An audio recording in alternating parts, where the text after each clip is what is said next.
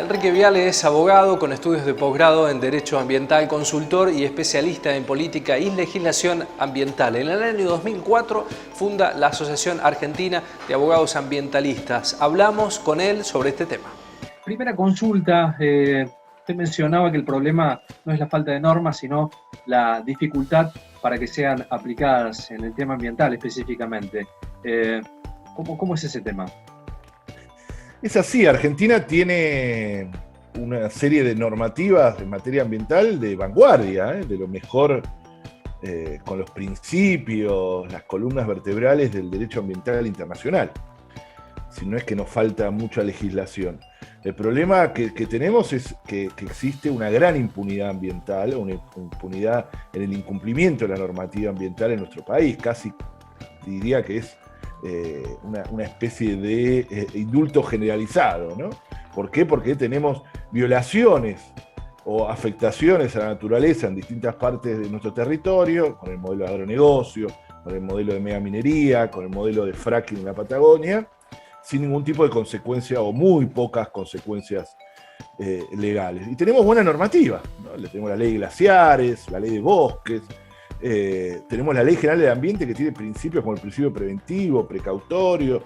Tenemos la propia Constitución, que habla del daño ambiental, que generará prioritariamente la obligación de recomponer, es decir, incluso con esa expresión en el propio cuerpo normativo de nuestra Carta Magna.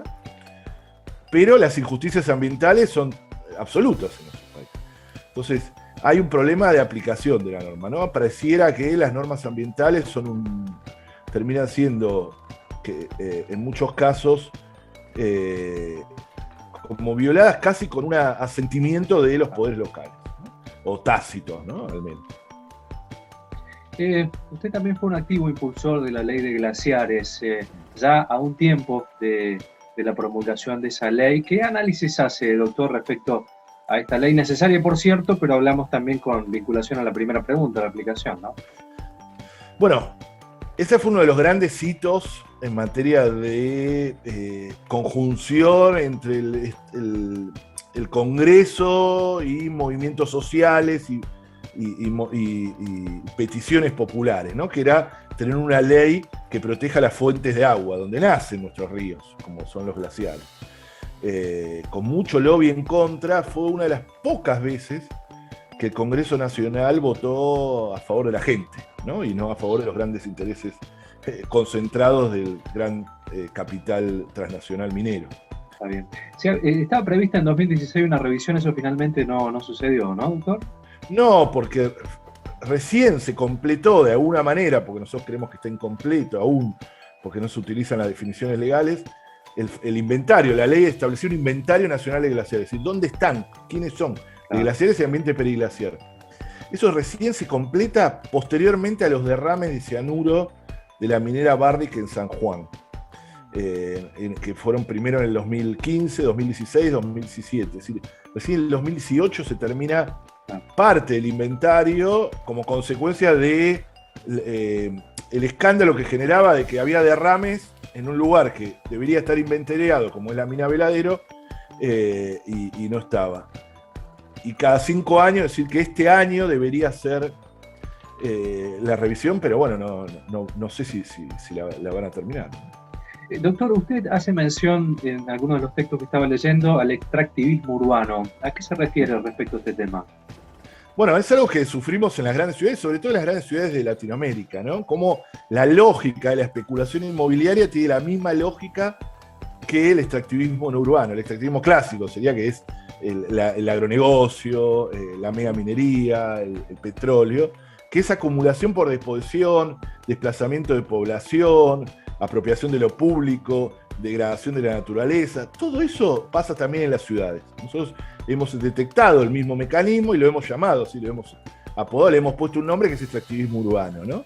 Que es donde no son mineras, no son grandes empresas mineras ni grandes corporaciones relacionadas con la soja o productores sojeros, sino que acá son empresas muy grandes de especulación inmobiliaria, muy grandes, muy poderosas, que mueven millones de dólares, que están mucho más de bajo perfil, son menos conocidas. Uno Monsanto conoce, Barrick Gold. En cambio, las grandes corporaciones incluso hasta son simpáticas. ¿no? Que tiene que ver con los shopping, con quienes construyen en la ciudad, etc. Y que tienen características muy similares, que han convertido los inmuebles en una especie de commodity, ¿no? Porque de pasar de ser un bien de uso, pasan a ser un bien de cambio. Que empiezan a jugar, que no cumplen el rol que tienen fundamental, que es el de ser de vivienda. Entonces, la contracara es la especulación, la contracara de la especulación inmobiliaria es la emergencia habitacional que vive en nuestras grandes ciudades, la ciudad de Buenos Aires, Córdoba, etcétera, que no solo impacta obviamente en los sectores más humildes que viven y que está muy relacionado también con el modelo sojero, ¿no? Que expulsó cientos de miles de familias a los cordones de la ciudad, pero también las clases medias, medias bajas, etcétera, que no pueden alquilar, no pueden mucho menos acceder a una vivienda propia. Sí, tiene una contracara. En la ciudad de Buenos Aires esto lo vemos obviamente hace varios años, pero en los últimos años esto se vio totalmente profundizado, donde casi 500 hectáreas de la ciudad, de espacios verdes de la ciudad, fueron entregados para la especulación inmobiliaria. Ahora quieren entregar la costanera.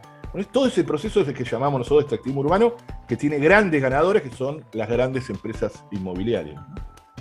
Doctor, para cerrar, uno de los datos que más me sorprende, porque siempre hablamos con futurología respecto al ambiente, va a pasar dentro de 10, de 15, de 20, de 30, de 50 años, pero hay una publicación que usted menciona que el colapso ecológico ya llegó, ya está instalado. Ese es un libro que tenemos, que sacamos hace poco tiempo con Maristela Svampa, de Editorial Siglo XXI, que es El colapso ecológico ya llegó, pero tiene un subtítulo, que es Una brújula para salir del mal desarrollo, porque tiene gran parte del libro, está orientado a buscar no solo a buscar, sino a levantar las alternativas que existen, populares, las alternativas también científicas, etcétera, que existe. El colapso ecológico llegó, lamentablemente, Ezequiel, lo vemos, estamos viendo una pandemia cuyos orígenes es la degradación socioambiental, ¿no? Este mundo distópico que lo veíamos en las series, que lamentablemente hace más de 1 año y medio estamos viviendo, es parte del colapso, ¿no? Ecológico, sanitario.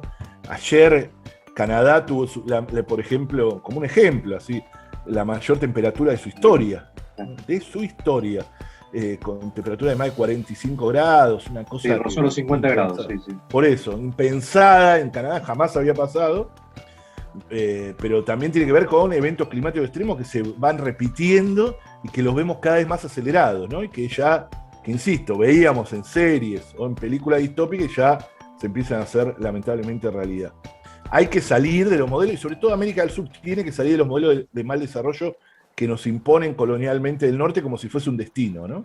América Latina no tiene ese destino de ser exportador de naturaleza, sino que es una decisión geopolítica que nos pone en ese lugar. Y hay que repensarlo, ¿no? Porque con este modelo, Argentina, por ejemplo, tiene la mitad de su población bajo el nivel de pobreza, 60% de sus pibes pobres, es decir, y que está muy relacionado con los modelos productivos, y obviamente también con la ausencia de distribución, etcétera, pero también con los modelos productivos.